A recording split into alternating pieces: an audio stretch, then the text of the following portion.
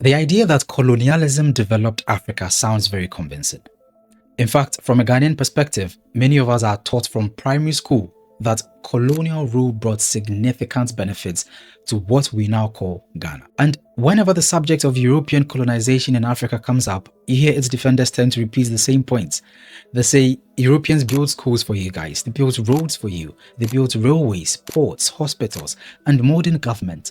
We are always told that the British came, they built, they organized, and they left behind the foundations of the country we know today. And on the surface, that argument can seem persuasive because, after all, some of those things were built in colonial Ghana. But some of us ask, what was Ghana like before colonial rule? What exactly did the British build and why? Who benefited from the so-called development? Did colonialism really develop Africa? The answer is not a simple yes or no. You can say colonialism did change Ghana. It modernized certain parts of it. It introduced new infrastructure into the country. It introduced new institutions and new forms of administration. But that so-called development was not primarily designed for Ghanaians. You see, much of what was built in the colonial era served different purposes. To strengthen British control, to make trade easier, and to move wealth outward in ways that served the British Empire more than ordinary people living in Ghana. And once you begin to follow that pattern, colonialism starts to look less like a development project and more like a system of control dressed in the language of progress. So let's start from the beginning. Before colonial rule, Ghana was not some empty land waiting for Europeans to come and develop or civilize it. And that idea is simply false. Long before Britain established colonial rule, the area we now call Ghana was home to organized societies, political systems, trading networks, military powers, and working economies. There was a historian called Francis Kwame Boa, and he wrote A History of Ghana. He made it clear in his book that the people of what became Ghana lived in independent states and that they dealt with Europeans on the basis of equality. Now, mind you, Kwame Boa was not only a historian, he also served as Ghana's Minister for Education in 1980. William Ernest Frank Ward, in his own version of A History of Ghana, despite writing from a British background and openly admitting that his book was written by an Englishman, still describes Ghana as an African civilization that owed little or nothing to Europe. So let's be clear about what the British Empire actually walked into. Before colonialism, Ghana already had structure. It had its own economies, its own systems of authority and power. They had their own trade networks stretching far inland and along the coast. That does not mean that pre-colonial Ghana was perfect. There were rivalries, wars, power struggles, some forms of slavery, states rose and fell, alliances shifted. The war between the Ashanti and Dangerous people, which ended with Dangerous' defeat in 1701, is one example. The long Ashanti-Fanti rivalry over trade routes and access to the coasts is another example. But that is exactly the point, to prove that the British did not walk into a blank space to develop and civilize it. They encountered real societies, the Fantis on the coasts, the Ashantis inland, states and communities linked by trade, diplomacy, migration, and some form of societal progress. Long before any colonial conquest, African societies were already organizing. They were producing goods and exchanging services among themselves. They were already building systems of power and authority in their various communities. So, simply said, colonialism cannot be described as the beginning of development in African societies. Now, let's talk about colonial rule itself. The British Empire did not arrive one morning and suddenly owned everything. It was a long process and one that met serious resistance at every stage. The British had been present on the coast for a very long time. If you're talking about early English presence, that goes back to the 16th century. By 1663, they had taken over Cape Coast Castle, which became one of their major coastal bases. But if you're talking about actual British state control, the more important date will be 1821, when the British Crown took over the British forts on the Gold Coast. Even then, this was still not full colonial rule over all of what became Ghana. At first, it was more about trade, influence, and protecting British interests around the coast than outright possession of the interior. But one major obstacle stood in the way of deeper British expansion: the Ashanti Empire. The Ashanti Empire was the strongest inland power, and they wanted to protect and expand their authority over trade routes and access to the coast. The British Empire, meanwhile, wanted to secure commerce around their forts and did not want the Ashantis dominating the coastal zone. So the tension between the Ashanti Empire and the British Empire kept growing day by day. That is where the Bond of 1844 came in. The Bond of 1844 was signed between the British and a number of coastal chiefs, particularly Fanti leaders. On the surface, it appeared limited. It simply brought serious crimes like murder and robbery under British jurisdiction.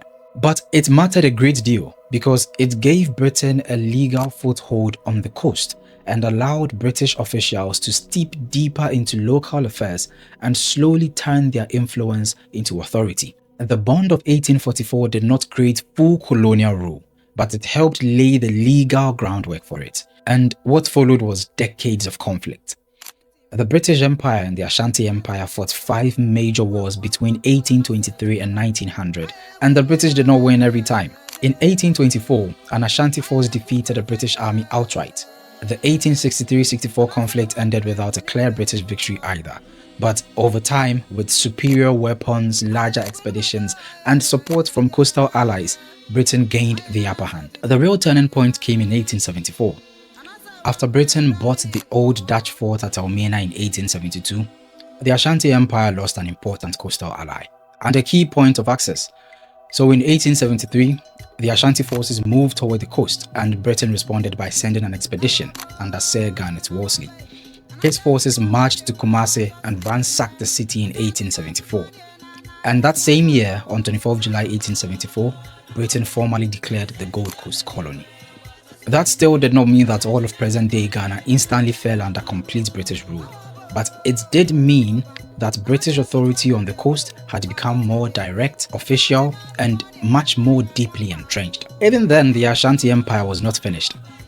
In 1896, the British returned to Kumasi, removed Prempeh I, and imposed a far deeper level of control. Then in 1900 came the War of the Golden Stool, the uprising most closely associated with the Asantewaa, after Governor Frederick Hodgson demanded the Golden Stool itself. The British eventually crushed that resistance too. On 1st January 1902, the Ashanti Empire was formally made a British Crown colony. That was the moment when British rule over the Ashanti Empire became fully established in a formal colonial sense.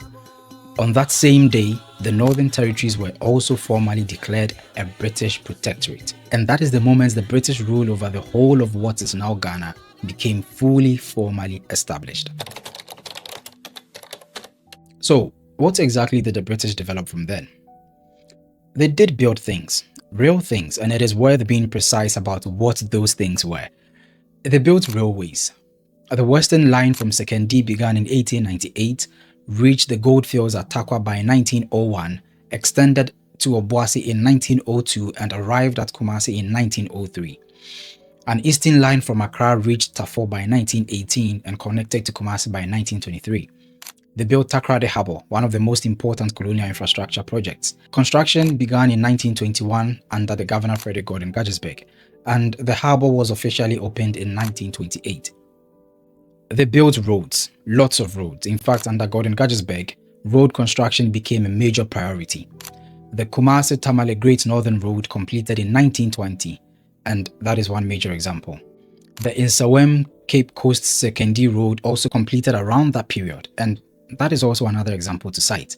They built and funded schools. Achimota College, one of the best known examples, was planned under Gaggisberg, with construction beginning in 1924, and the school formally opening in 1927. Even earlier, the colonial government had established a technical school and teachers training college in Accra in 1909. They built hospitals too. Kolebu Hospital, established in 1923, became one of the major symbols of colonial-era medical infrastructure. What later became known as Ridge Hospital in Accra began in the colonial period, though it initially served mainly European expatriates. Beyond all of that, they built courts, district commissioners' offices, prisons, post and telegram facilities, and other government structures that allowed the colonial state to function. None of that is in dispute.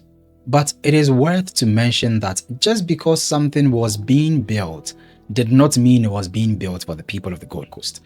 And once you line all these projects up and ask why each one was built, a pattern begins to appear that you can't ignore. Take the railway first. The western line from Second D was routed specifically to reach the gold fields at Takwa and Obuasi. The mines needed heavy machinery and a cheaper route to the coast. There was also a military logic. After the Anglo-Ashanti Wars, a railway gave Britain a fast line toward Kumasi if trouble arose again. In its early years, mining made up roughly 2/3 of the Western Line's traffic. So yes, that was infrastructure, but it was infrastructure built around gold and control, not around what the Ghanaian communities most needed. Now, take a look at cocoa.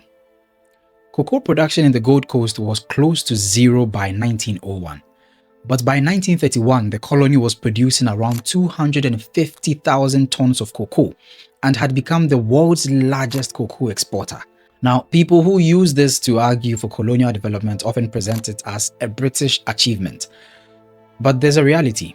The cocoa boom was driven above all by Ghanaian farmers themselves.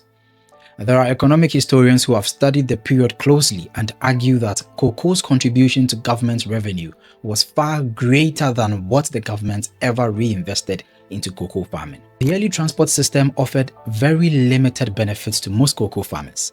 Some had to resort to head loading their produce before roads and lorries improved, and later they began using their own lorries and transport networks to get cocoa to buying agents and ports, sometimes working around the colonial system rather than depending on it. So the cocoa boom was not primarily a colonial achievement, it was a Ghanaian one. Then there was gold itself. The British did not discover gold in Ghana. Gold was being mined and traded in Ghana for centuries before colonial rule. It is literally why Europeans called it the Gold Coast. What colonial rule changed was not the existence of gold, but who controlled it. You see, under colonial rule, mining became a sector dominated by European capital. Wages were kept low, the imported equipment was expensive, and a significant portion of profits left the colony entirely. The gold was there, but much of the gain was not. And Takoradi Harbour, for all of its skill, was commissioned primarily to move exports more efficiently. Cocoa, timber, bauxite, manganese all flowing outward to British and European markets. So the question is never simply whether something was built. The question is, what kind of economy was it serving? Was it the Ghanaian economy or the virtual British economy? And when people point to the railways, to the harbour, to the roads, yes, they built all of those things. They built the railways, but look at the directions they went. They built the ports, but look at what those ports moved out of the country. And yes, the economy expanded, but look at who drove it, who controlled it, and who took the largest share of profits.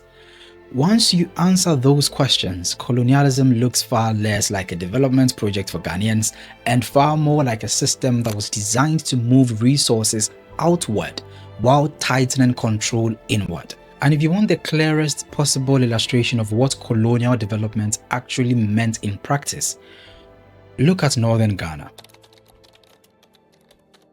This was not a region that was simply forgotten or overlooked. In many respects, it was deliberately held back.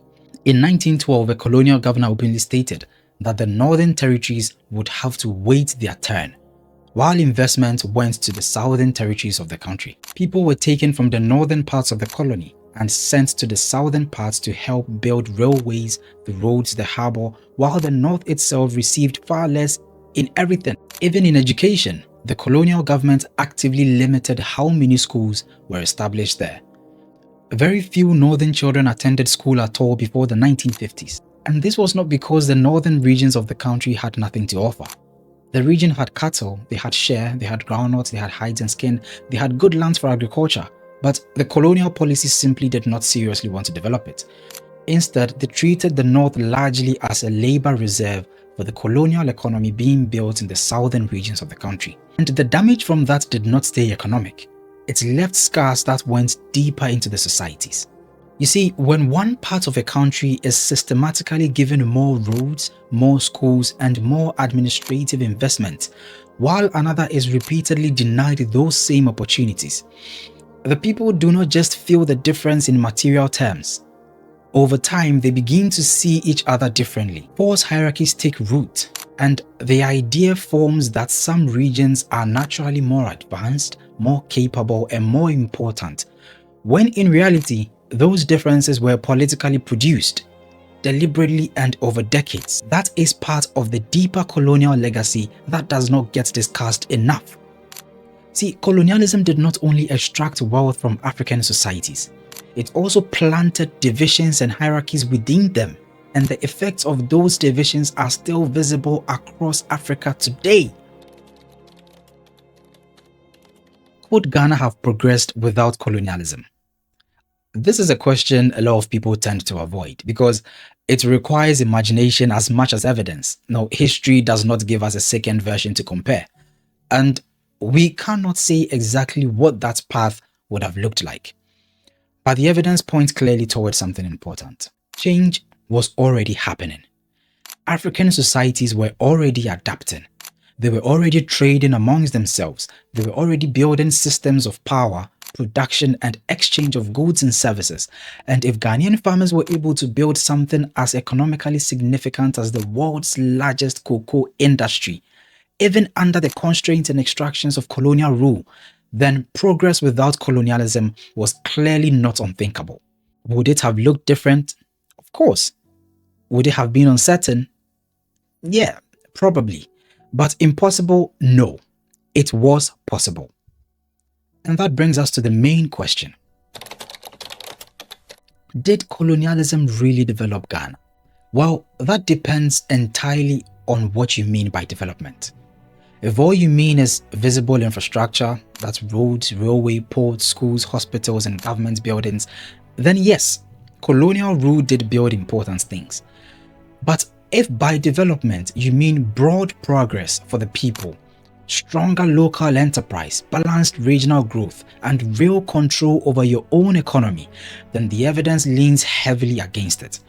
Because what colonialism built, it built largely for itself.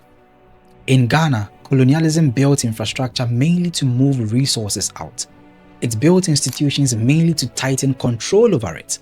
It expanded trade mainly on foreign terms and conditions. Yes, some Ghanaians benefited along the way. There were some Ghanaian businessmen who were able to rub shoulders with the colonial masters and profit off it. Education opened doors for a lot of Ghanaians. Some infrastructure created opportunities that Ghanaians seized for themselves. But the biggest winners were not ordinary Ghanaians. They were the colonial state, the foreign companies, and the British Empire. What colonialism really did was reorganize Ghana in order to serve someone else's interest and then leave Ghanaians to do the harder work of building something real from what remained. And perhaps that is the question worth sitting on. If a system builds roads on your land, mines your gold, grows rich from your crops, and then calls it development, who exactly is being developed? Thank you for watching this video to the end, and if you found it worth your time, leave a comment, like, share, and subscribe to the Black Star Brief for more stories like this. See you next time.